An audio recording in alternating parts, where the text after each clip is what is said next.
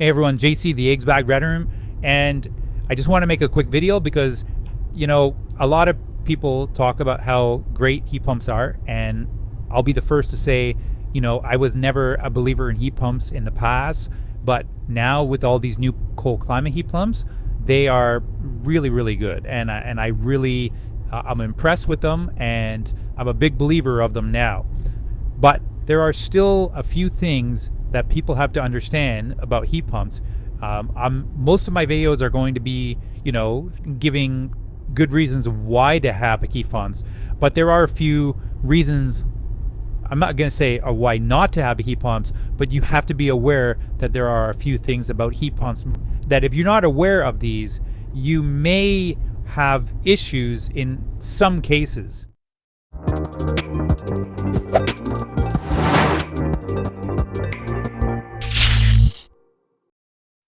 So even though heat pumps have a lot of really good points about them, I got to tell you that there's two things about them that you're going to want to be prepared for.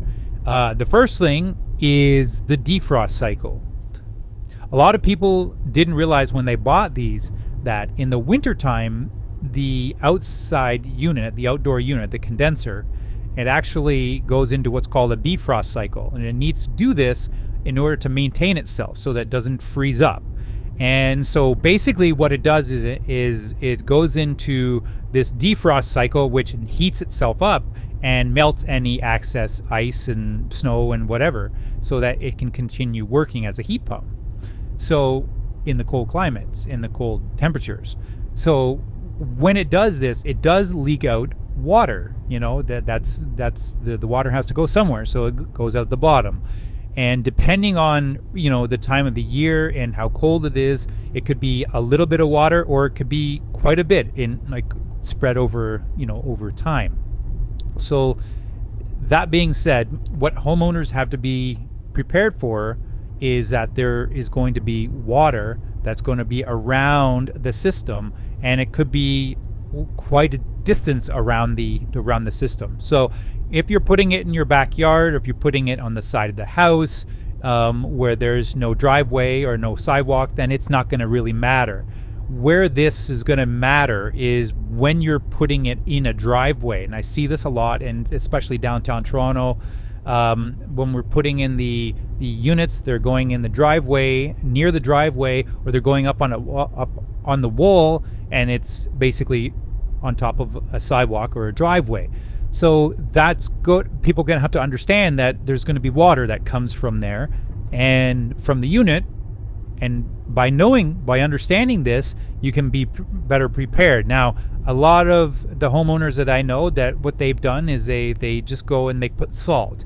But the people that weren't prepared for this, and were not expecting to be putting salt all the time, they're trying to find other ways. So some homeowners are getting creative, and they're finding ways to redirect the water. Some have thought of reservoirs that they can install, and they can empty. We're finding there's a lot of people trying to figure out solutions to this, but you're just going to have to be prepared that if you're putting it in the driveway or above the sidewalk, you're going to be prepared for this water.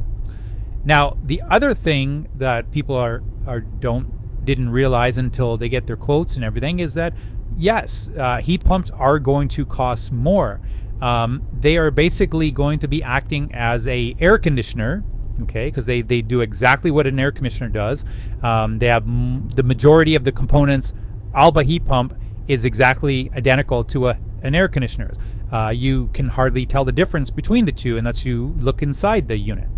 But it is a heat pump, so there's a lot more components inside the unit compared to a traditional air conditioner system, and it can be very complicated. There's a lot of extra components that a lot of installers are having trouble with these days, understanding how the differences between heat pumps and how air conditioning works.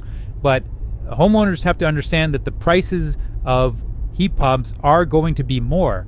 On some units they can be as high as $3,000-$4,000 more than an air conditioner. Other systems, they could be a few thousand, you know, but you got to be prepared to be spending a little bit more money than what you would if you're going to be buying an air conditioner. So those are really the only two things. Other than that, you know, all my other videos are going to be showing tons of, you know, positive reasons why you should have an air conditioner. And these two reasons I just gave are not reasons why you wouldn't get a heat pump. They're just things that I want you to understand that you have to be prepared for if you're thinking about getting one. But, you know, you're going to save a lot of money, you know, going to a heat pump versus a traditional air conditioner. You know, they're a lot more efficient. With some of them, the Cold Planet ones are more durable. They're going to last longer, and they're going to really make a big difference on how much you're paying month over month. And over the course of 10, 15, 20 years, that's going to be a significant amount of savings. And the other thing you have to understand is that air conditioning units and heat pumps and furnaces, they don't really go down in price. They've been consistently going up in price every year, year after year after year. So what you buy now, you know, is going to be, you know, maybe $1,000, $2,000 more than what it was 5 years ago. But in 5 years from now, it's going to be maybe $1,000, $2,000 less.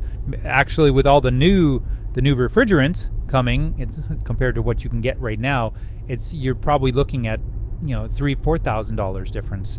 So yeah, it's got a lot of pros to owning a heat pump, but you know, there's a very few things that you just want to be aware of. Anyways, JCDX5 better note, and I'll see you in my next video. Hey everyone, thanks for watching to the very end. If you like my video, please go ahead and smash that like button and subscribe. It would be greatly appreciated. And until the next time, I'll see you in the next video. Take care.